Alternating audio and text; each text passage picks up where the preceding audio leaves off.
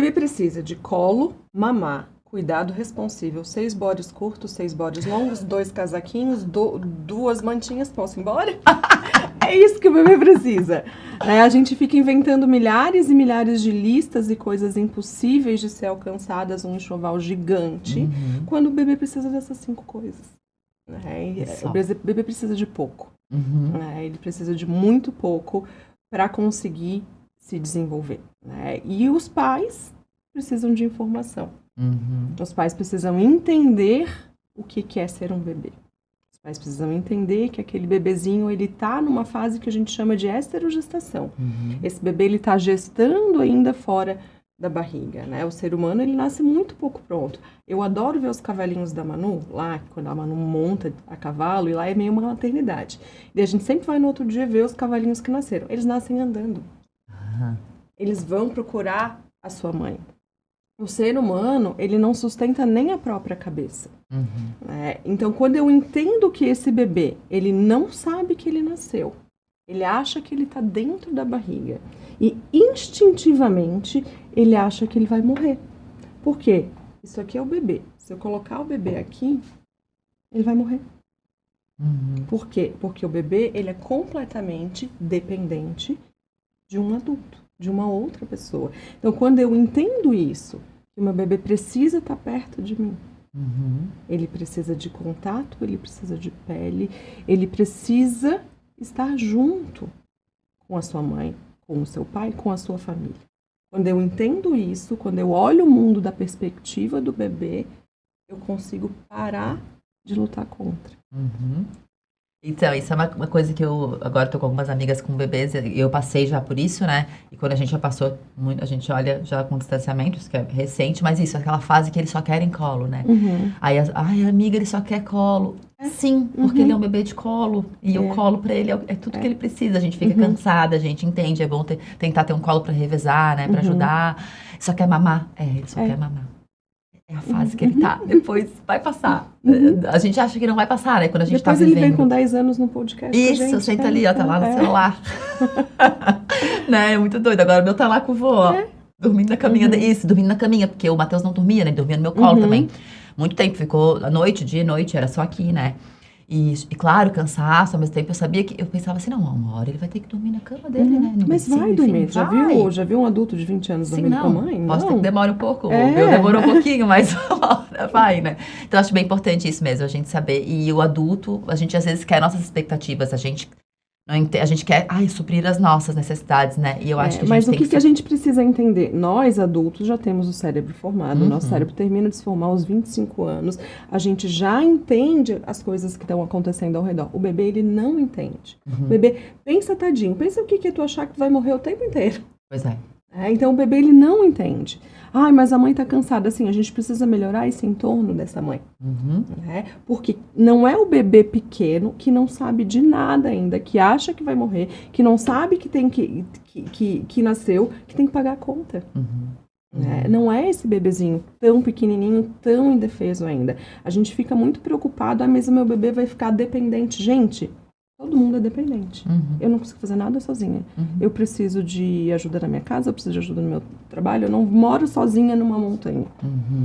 Então, a gente tem que mudar um pouquinho, falar, bebês, crianças precisam ter autonomia conforme elas vão crescendo.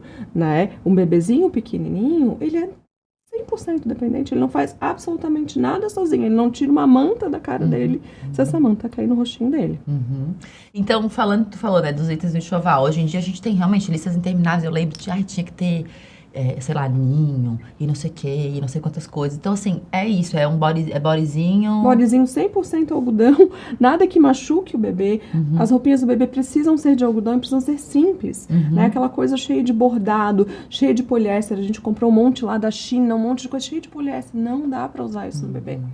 A pele do bebê é muito sensível. Então, é roupinha simples, roupinha de algodão de segunda mão. Vai lá no brechó, pega.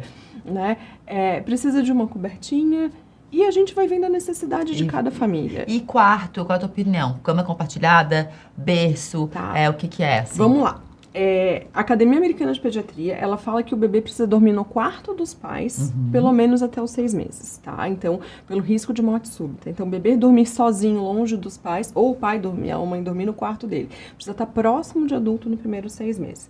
A conformação de onde a criança vai dormir, eu sempre falo que é uma escolha da família. Né? Esse bebê, ele pode dormir num berço, ele pode dormir num berço acoplado, ele pode dormir na cama compartilhada. A gente escolhe e a gente precisa ser feliz com a nossa escolha. Né? Então, todas essas maneiras precisam ser feitas com segurança. Né? Um berço não precisa ter nada daquelas coisas ao redor do berço que o bebê pode se afundar. É um bercinho simples.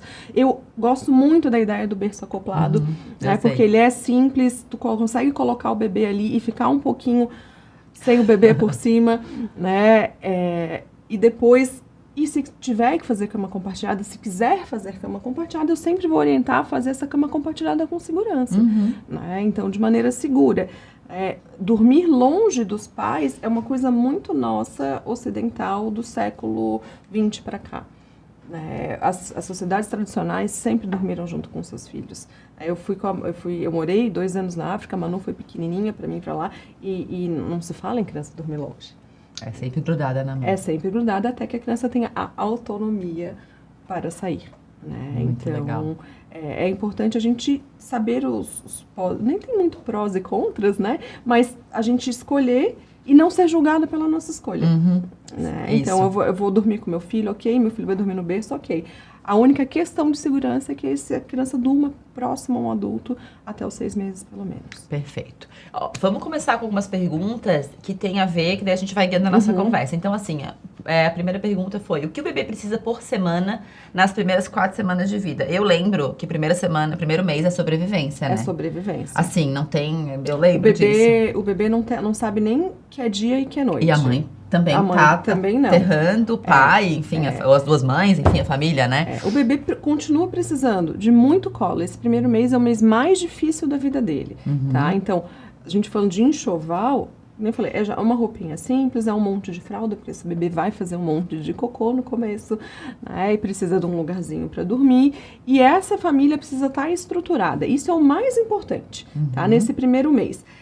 A gente ter ajuda, e eu falo que é muito importante a gente nomear a ajuda. Né? Tipo, a minha mãe vai vir ficar comigo. O que a minha mãe vai fazer? Legal. A minha mãe vai cuidar da roupinha do neném, a minha mãe vai fazer comida, vai lavar a casa, ela vai cuidar do neném em algum momento.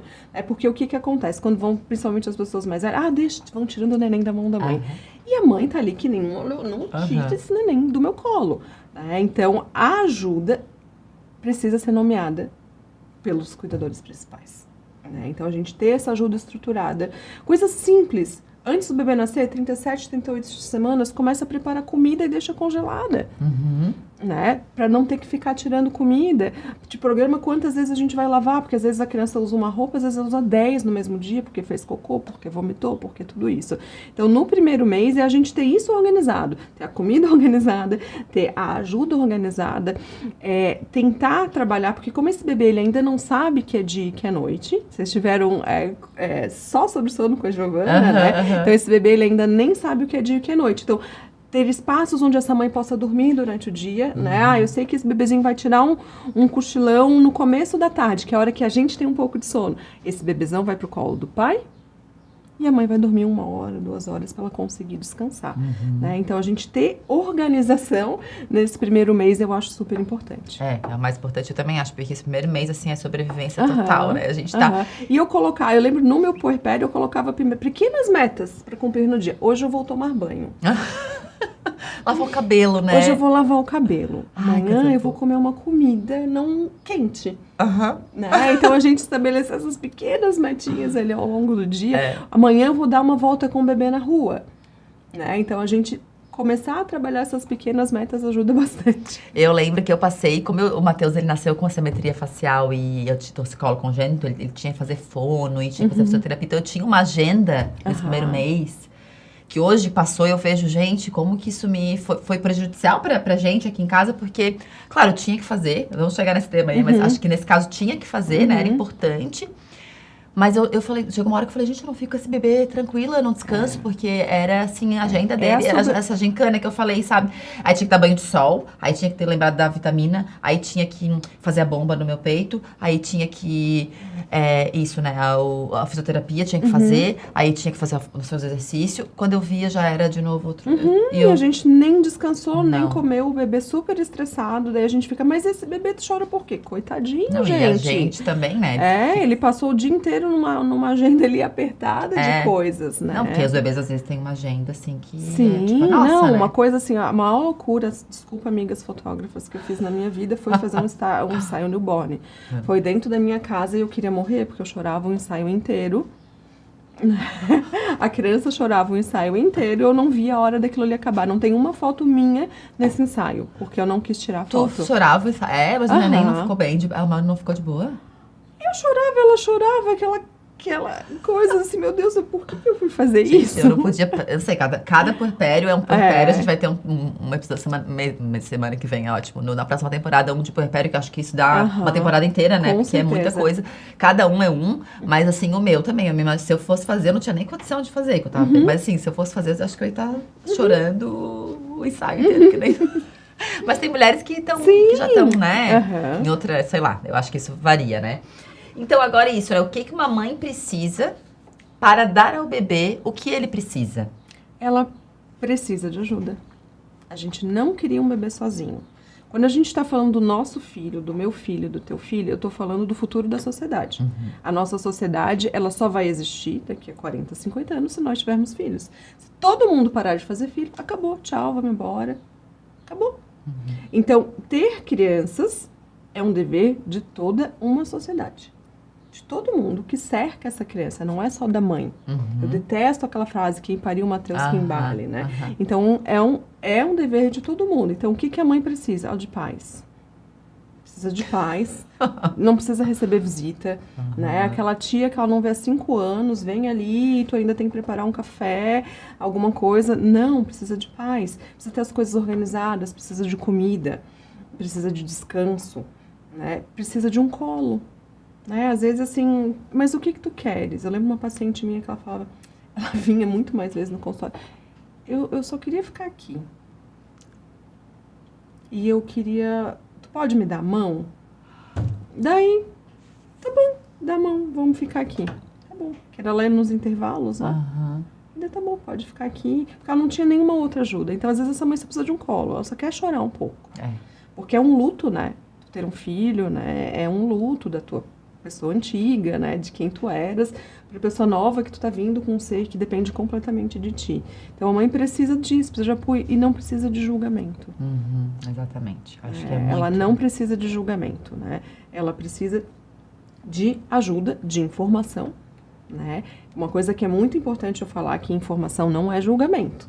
Então quando eu tô te dando determinadas informações, eu não tô julgando, eu estou como profissional dando as informações, né? Ela precisa de outras pessoas. Sozinha ela não vai conseguir.